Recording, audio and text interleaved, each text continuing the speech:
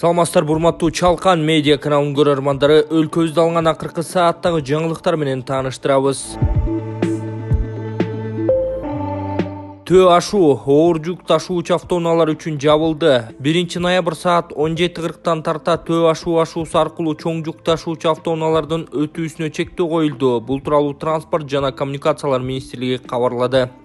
Чектөө аба ырайынын бузулушуна байланыштуу киргизилген. Аба ырайы турукташкандан кийин кайрадан жүк ташуучу автоунаалардын өтүшүнө уруксат берилмекчи. Журналист Семетей Талас уулу 48 саатка камакка алынды. Журналист Семетей Талас уулу 48 саатка Бишкек шаардык ички иштер башкармалыгынын убактылуу кармоочу жайына камакка алынды. Бул тууралуу анын жактоочусу Аскат Жакупбеков билдирди. 1 ноябрда журналист ИИМге суракка чакырылган. Ага кылмыш жаза кодексинин 332 беренеси экстремисттик материалдарды даярдоо, таратуу менен айып коюлууда. Журналисттин баш коргоо чарасы 2 ноябрда каралмакчы.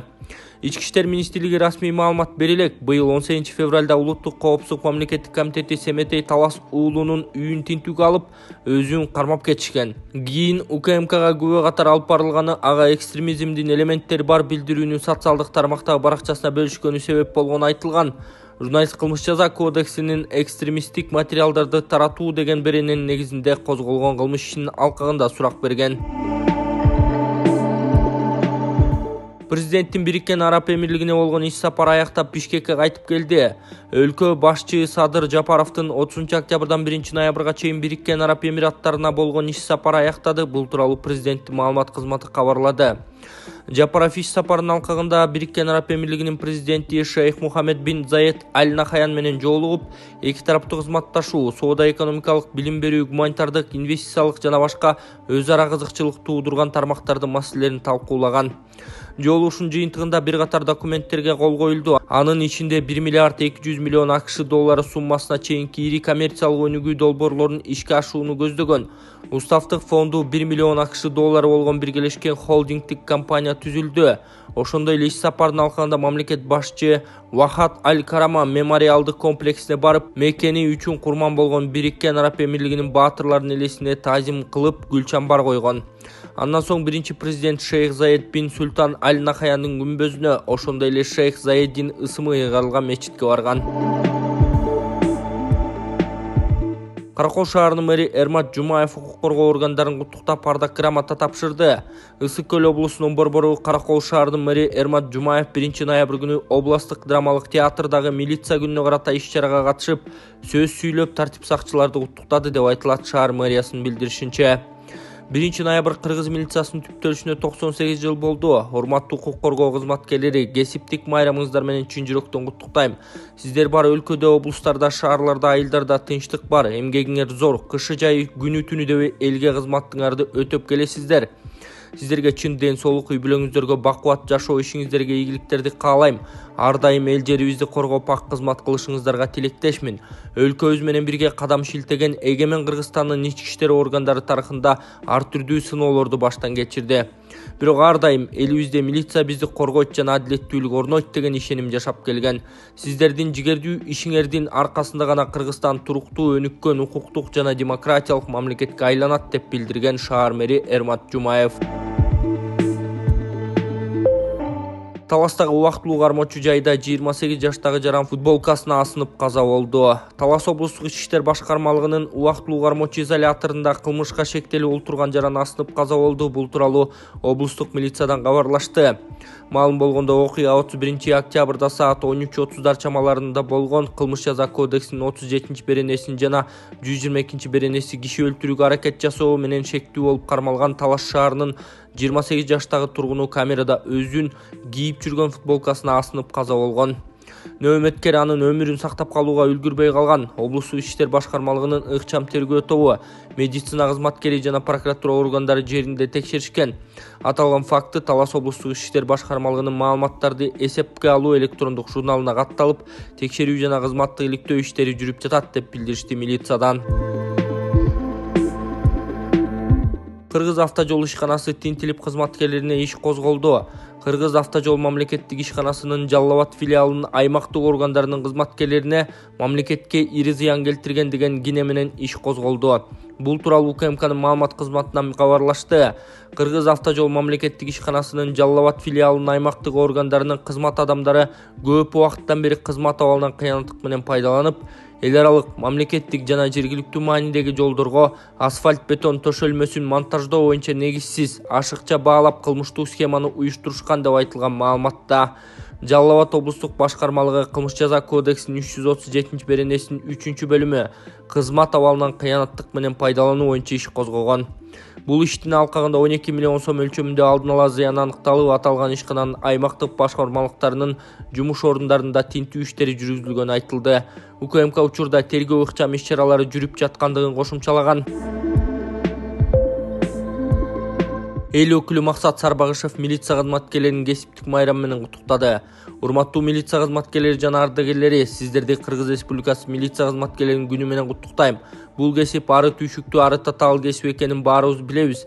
Учурда милициянын кызматкерлери өздөрүнүн кесиптик милдеттерин терең билип, коомдо жүрүп жаткан өзгөрүүлөрдүн татаал шарттарында өз милдеттерин ийгиликтүү аткарып, мыйзамдын, адам укуктарынын сакчылары болууда жана уюшкан улут аралык мүнөзгө айланган кылмыштуулукка, терроризмге, диний экстремизмге каршы күрөшүп келишүүдө.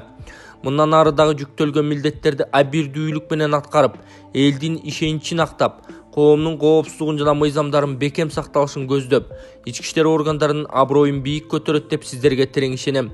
Сиздерге бекем ден соолук, үй бүлөлүк бакыт, карыбас кайрат, мекенибизде тынчтык жана бакубат жашоону орнотушуп жүрө беришиңиздерди каалайм деген эл өкүлү Максатбек Сарбагышев. Москвадагы мекендештерге жарыя, алыстагы боордоштор. Сиздер үчүн Ваш стоматолог клиникасында сонун мүмкүнчүлүк түзүлгөн. Дареги Лухмановская метросу, Светоозерская көчөсү 32. Медициналык борбордо стоматологияда бардык кызматтар көрсөтүлөт. Терапия, гинекология, урология бөлүмдөрү, анализ тапшыруу, УЗИ. Саат 9-дан 21:00-гө чейин жума бою дем алышсыз кызмат көрсөтөт. Ваш стоматолог заманбап жабдууларды орнотуп, тажрыйбалуу такшалган дарыгерлерди гана ишке алган. Улукбектин катталуучуларына атайын акция жана арзандатуулар каралган. Клиниканын стоматологиясында 20% акция, рентген жана консультация акысыз, ишемби күнү УЗИ акысыз, ал эми жекшемби күнү терапевттин кабыл алуулары акысыз. Ваш стоматолог сиздин ден соолугуңуздун сакчылыгында. Акшы Ирактагы мөңгүгө Шейх Заед бин Султан Аль-Нахаян деген аталыш берилди. Ысык-Көл облусундагы бир мөңгүгө Бириккен Араб Эмирлигинин негиздөөчүсү Шейх Заед бин Султан Аль-Нахаяндын ысымы ыйгарылды. Бул тууралуу президенттин маалымат катчысы Эрбол Султанбаев билдирди. Президент Садыр Жапаров Бириккен Араб Эмирлигинин президенти Шейх Мухаммед бин Аль-Нахаян менен жолугушуу учурундагы Ысык-Көл облусундагы Акшы Ирак тоо уркасында жайгашкан номер 354 мөңгүгө Шейх Заед бин Султан Аль-Нахаян географиялык аталышы ыйгарылганы жөнүндө билдирди. Мамлекет башчы Мухаммед бин Заед Аль-Нахаянга географиялык аталышта ыйгаруу жөнүндө сертификат менен аталган мөңгү чагылдырылган картинаны тапшырды. Чечим Кыргыз Эмират достугунун чыңдалышын белгилөө. Шейх Заед бин Султан Аль-Нахаянын Кыргызстан менен Бириккен Араб Эмирлигинин ортосундагы эки тараптуу кызматташтыкты жолго коюуга жана өнүктүрүүгө кошкон маанилүү салымын эске алуу менен кабыл алынган. Бириккен Араб Эмирлигинин президенти Эмират элинин атынан терең ыраазычылык билдирип, бул демилгени жогорку бааларын белгилеген. Акылбек Жапаров Кыргыз Республикасы ШКУ өкмөт башчылар кеңешине төрагалык кылууга даяр. Министрлер кабинетинин төрагасы президенттик администрациянын жетекчиси Акылбек Жапаров Шанхай кызматташтык уюмуна мүчө мамлекеттердин өкмөт башчылар кеңешинин видео байланыш аркылуу өткөн жыйынына катышты. Бул тууралуу өкмөттүн маалымат кызматы кабарлады. Жапаров белгилегендей, бүгүнкү күндө ШКУ динамикалуу өнүгүп келе жаткан трансрегионалдык уюм. Ал дүйнөнүн ички дүң продукциясынын дээрлик чейрек бөлүгүн бириктирет. Акыркы 3 жыл ичинде дүйнөлүк коомчулук трансформация жана түп тамырынан бери өзгөрүү мезгилин башынан өткөрүүдө. Буга байланыштуу биздин өлкөлөр алдында ишкердик активдүүлүктү жана экономикалык байланыштарды тез арада калыбына келтирүү, соода тоскоолдуктарын жана чектөөлөрдү алып салуу, өлкөлөрүбүздүн ортосундагы өнөр жай кооперациясын кеңейтүү милдети турат. Ошондой эле Кыргызстан 2022 жылдын ноябрынан тарта ШКУга мүчө мамлекеттердин өкмөт башчылар кеңешине төрагалык кылууну кабыл алууга даяр экенин белгилеген. Өкмөт башчылар кеңешине төрагалык кылуунун алкагында Шанхай духунун принциптерин кармануу менен биз баардык сунуштарга ачык болобуз. Биздин мамлекеттердин жана элдерибиздин бакубаттуулугу жана кызыкчылыгы үчүн биргелешкен өз ара пайдалуу кызматташууга даярбыз, деди министрлер кабинетинин башчысы. Министрлер кабинетинин жетекчиси бир ай мурун ШКУга мүчө мамлекеттердин президенттеринин кеңешинин жыйыны ийгиликтүү өткөнүн, анын жүрүшүндө өз ара кызматташуунун ар кандай стратегиялык багыттары боюнча 40тан ашуун документке кол коюлганын белгиледи. Оор жоготуу болду, каза болду. Орусиялык белгилүү мушкер Александр Писарев 33 жашында каза болду. Бул тууралуу Star Hit жазып чыкты. Каргашалуу күнү Писарев жубай экөө дарбыз жеп, андан кийин иштери ооруй баштаган. Жубайлар 2 жолу тез жардам чакырышкан. Кесепетинен Александр каза болуп, жубайы ооруканада жатат. Алдын ала диагноз тамак аш азыктарынын курамындагы уулуу заттардын таасири деп айтылат маалыматта. Келинчегинин айтымында ал күнү ал достору менен вино ичип кургатылган козу карын жешкен. Балким бул да ууланууга себеп болгон болушу мүмкүн. Айта кетсек, Александр Писаревдин өзүнүн буга чейин айткандары боюнча өнөкөт оорулары болгон эмес, бирок ал бир нече убакыт рингке чыккан да эмес. Спортчу акыркы беттешин 2020 жылдын февраль айында өткөргөн. Анда мекендеши Максим Усяганга утулуп калган.